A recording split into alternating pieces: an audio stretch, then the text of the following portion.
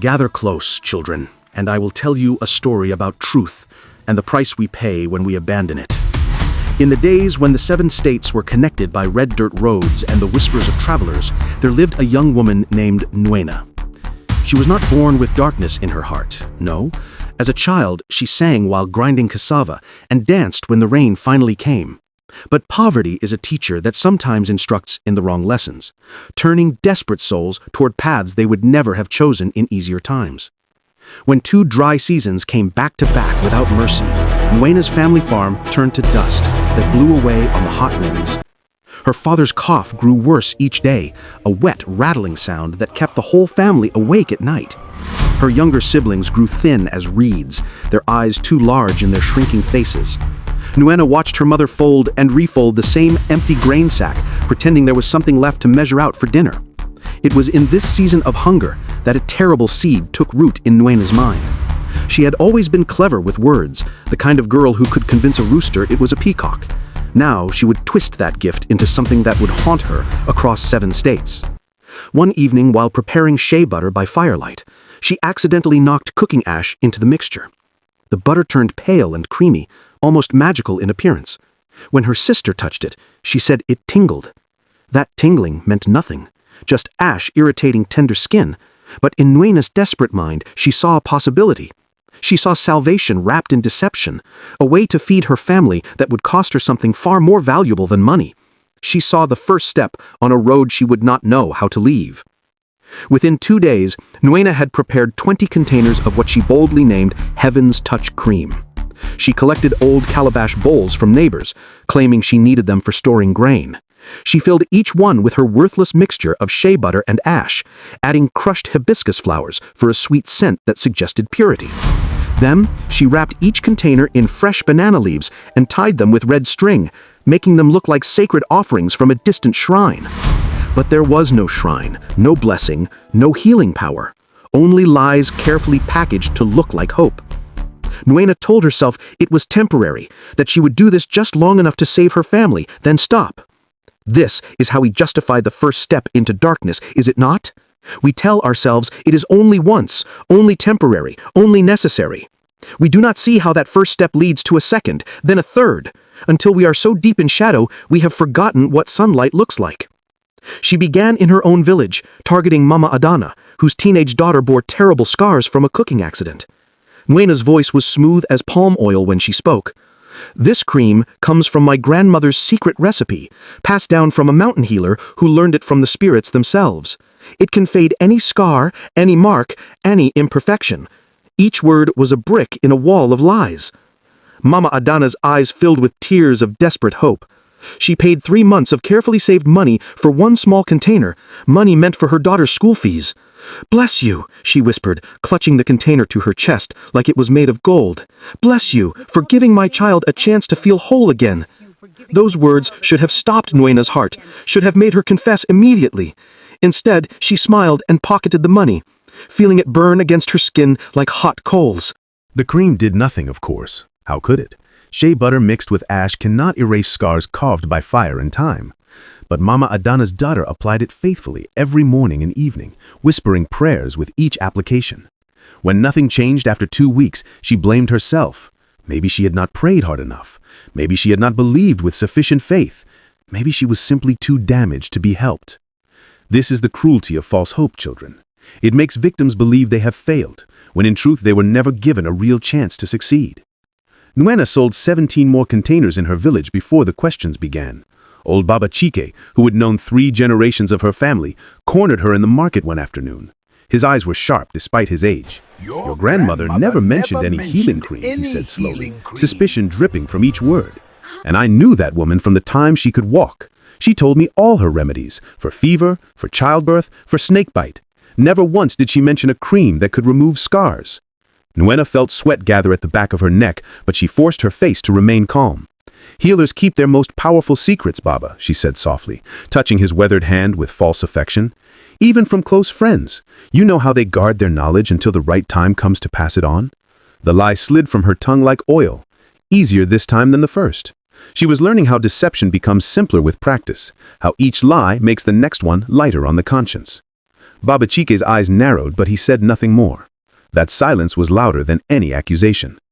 That night, Nwena packed her few belongings into a worn traveling sack, moving quickly in the darkness.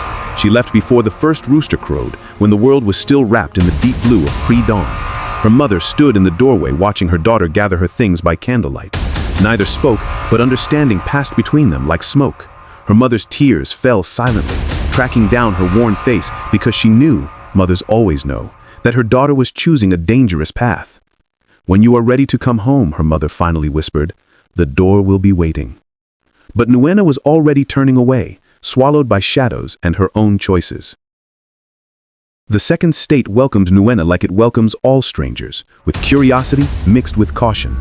In the bustling town of Ogidi, she rented a corner stall in the central market, using money that still felt hot with Mama Adana's desperation.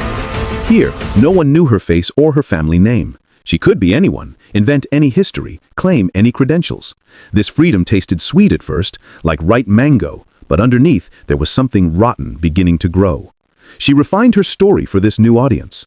Now the cream came from monks who lived in caves in the eastern mountains, holy men who blessed each batch under the full moon while chanting ancient prayers. She wore a white head wrap to suggest purity and spiritual connection. She walked with her shoulders back and her chin lifted, carrying herself like someone who possessed secret knowledge. The performance was carefully crafted, every detail designed to inspire trust. The women of Ogidi gathered around her stall like moths drawn to lamplight, each bringing their private shame and secret longing. One woman wanted to erase the stretch marks that made her husband turn away in bed. Another sought to lighten dark patches on her knees that made her feel unworthy to kneel in church.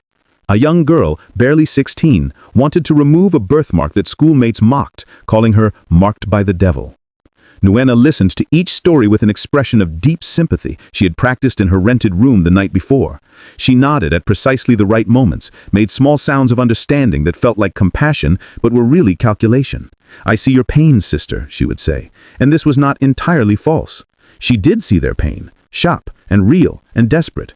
She simply chose to exploit it rather than honor it.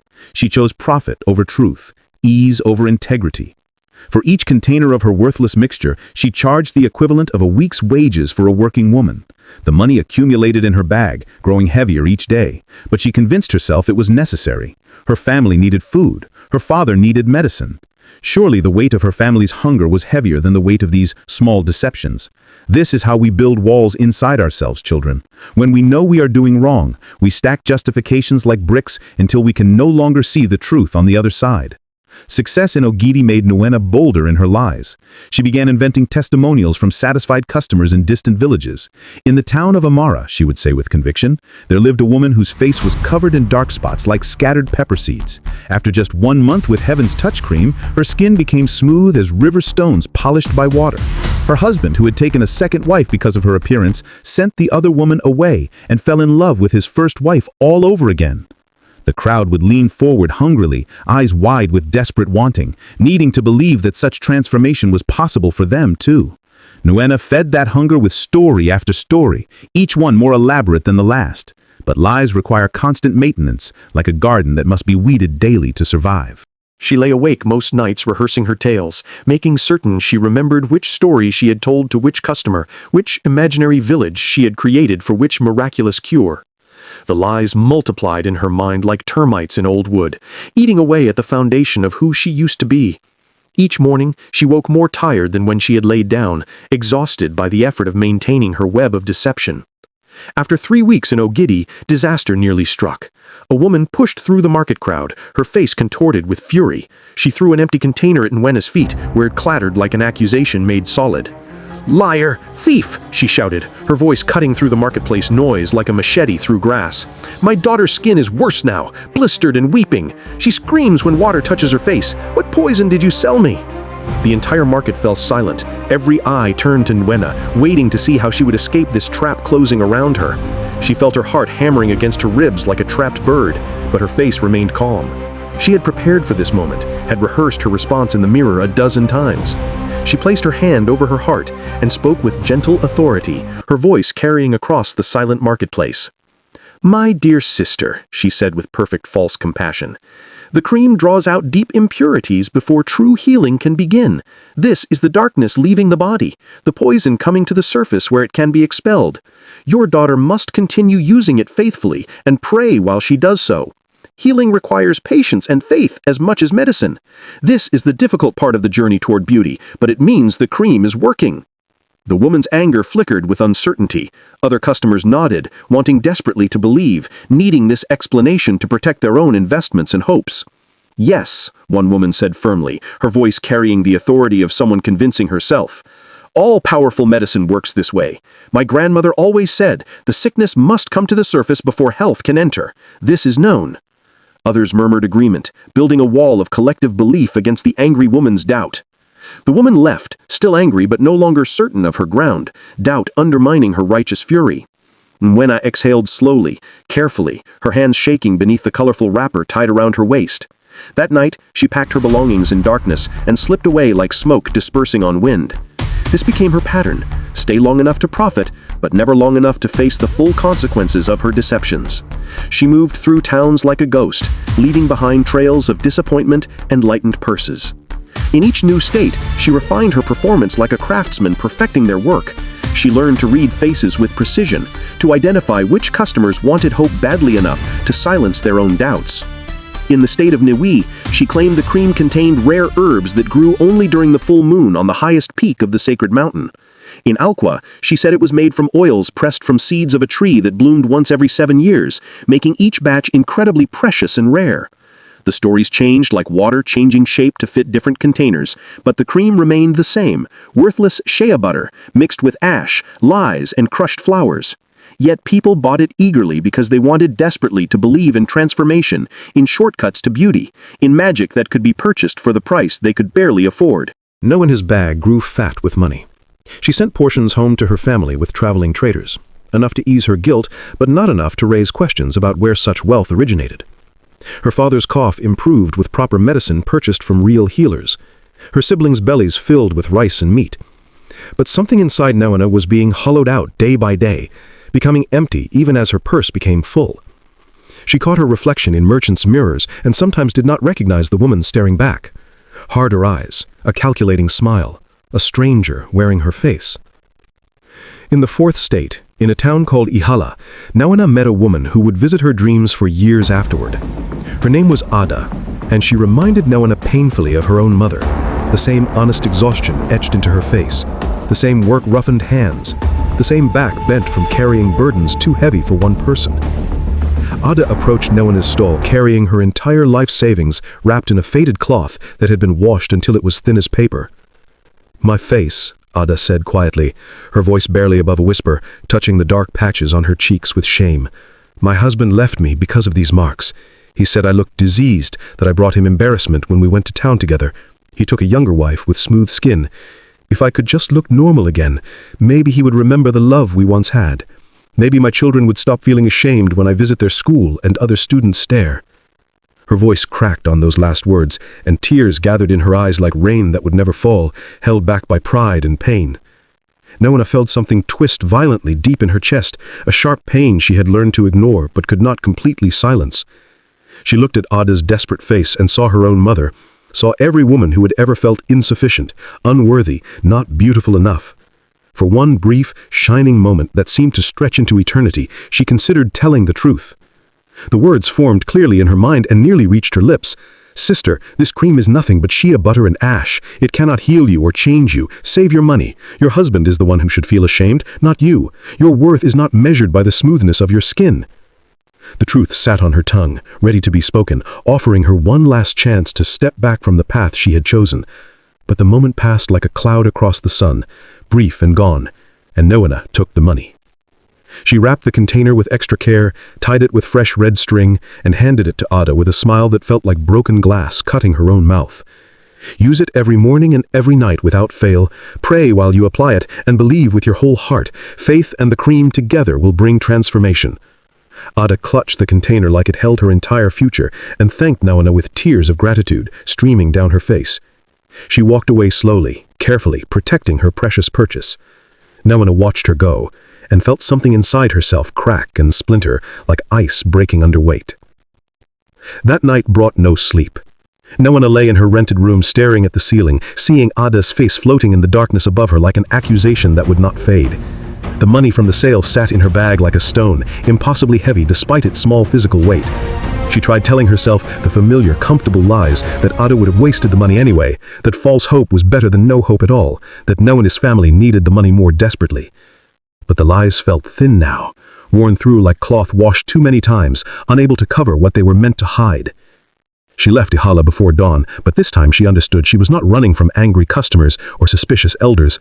She was running from herself, from the woman she was becoming, from mirrors that showed her too clearly what she had chosen to be. Yet no matter how fast she traveled or how far she ran, she could not outpace the feeling that something was following her, not a person, but a weight, a shadow, a debt that grew larger and heavier with each state she entered. In the fifth state, her sales began to slow dramatically, like a river running dry in drought season. Word traveled faster than she could now, carried by traders and travelers who recognized her face or her white head wrap or her too smooth promises that sounded rehearsed because they were.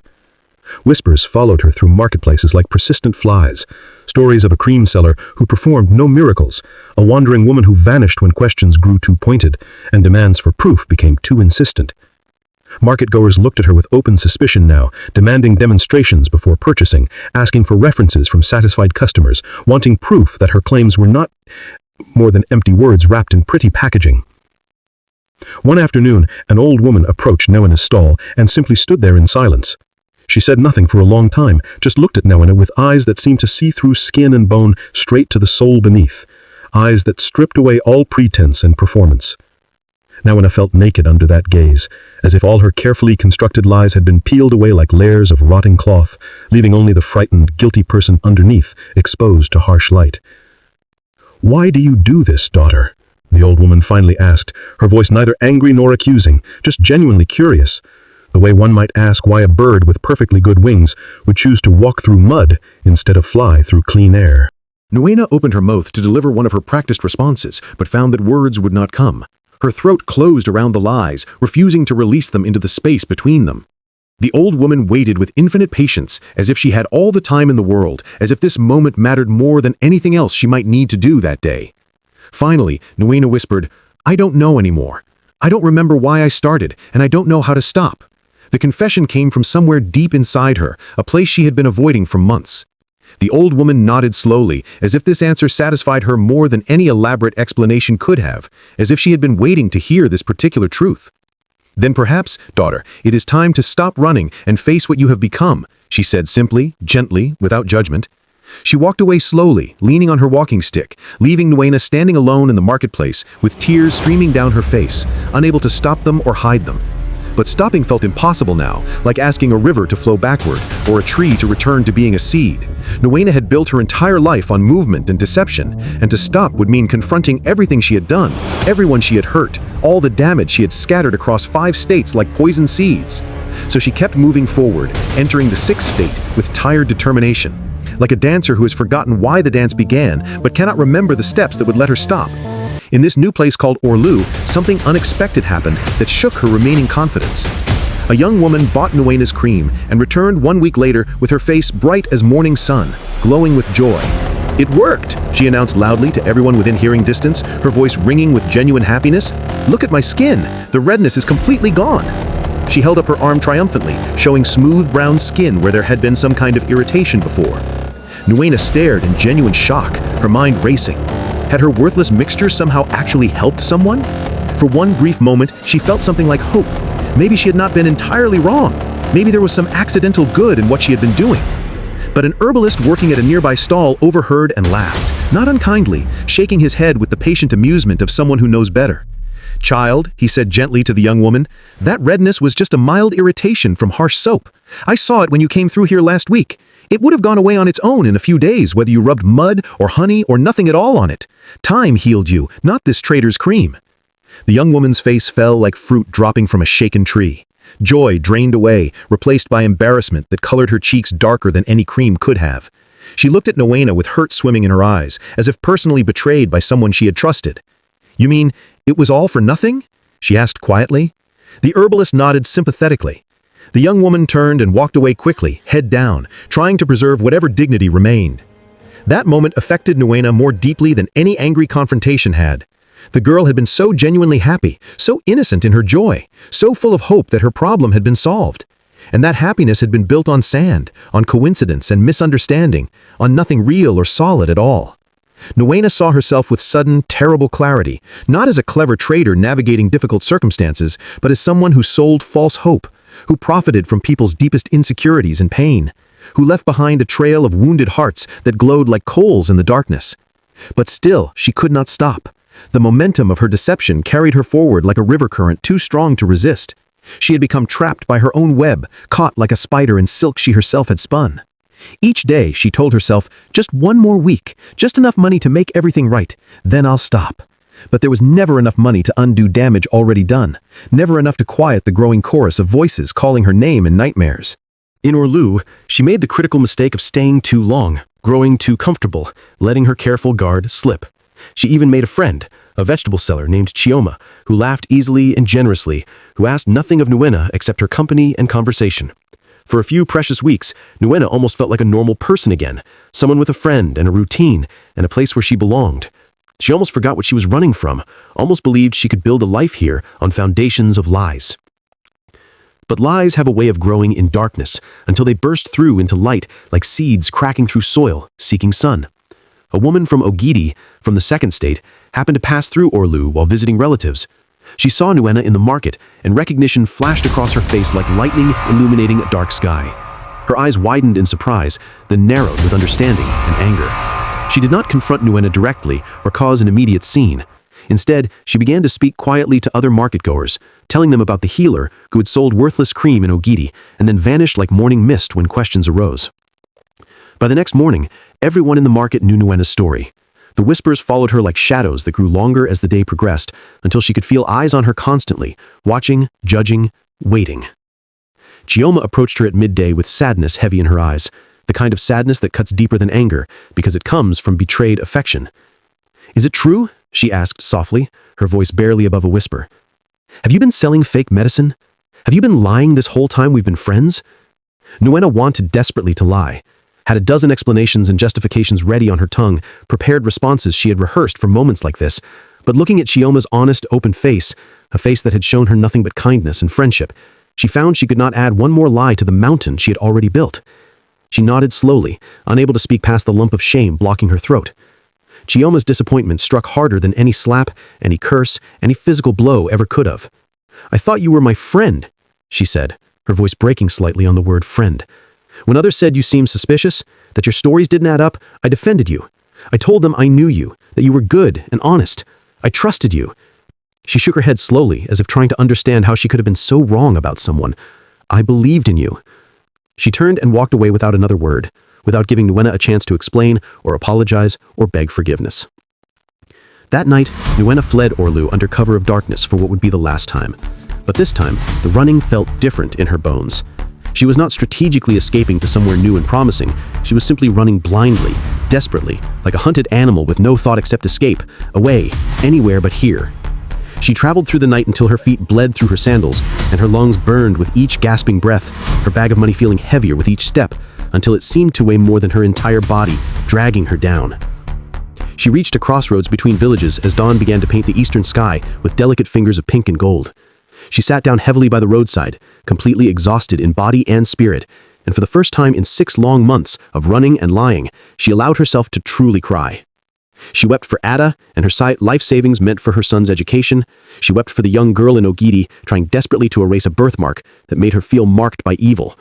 She wept for Chioma's betrayed trust and broken friendship. She wept for her own mother, who had watched her leave, knowing what path her daughter was choosing, but powerless to stop it. She wept until she had no tears left inside her, only a hollow emptiness that somehow felt cleaner than what had been there before. As the sun climbed higher, warming the morning air, Nwena made a decision. She would enter one more state, the 7th and final, make enough money to send a substantial sum home to her family, and then disappear entirely.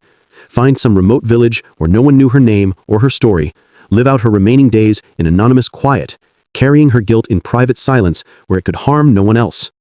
It was not redemption she was seeking, just an ending, and she desperately needed something to end before she completely lost herself in the maze of her own lies. The seventh state was called Abakaliki, and it was different from all the others in ways that should have warned her. Larger, more organized, with market officials who watched transactions closely and asked pointed questions about permits and the origins of goods being sold.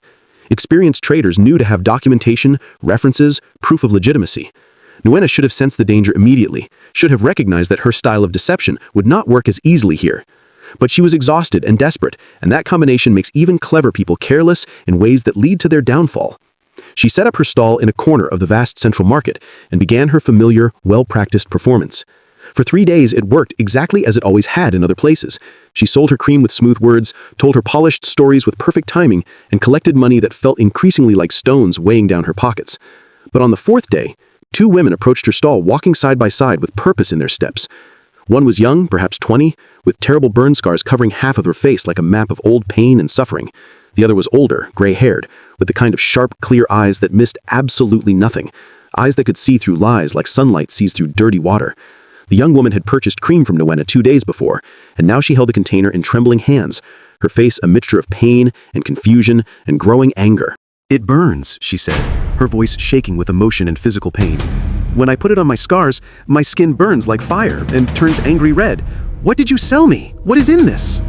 The older woman, who was revealed to be the young woman's protected aunt, took the container from her niece's hands and sniffed it suspiciously, her nose wrinkling with recognition, her face hardened like clay, drying in hot sun. "This is nothing but shea butter and ash," she announced loudly, her voice carrying across the marketplace with the clear authority of someone who knows exactly what she's talking about. "Mixed with something irritating, lime juice or crushed pepper maybe?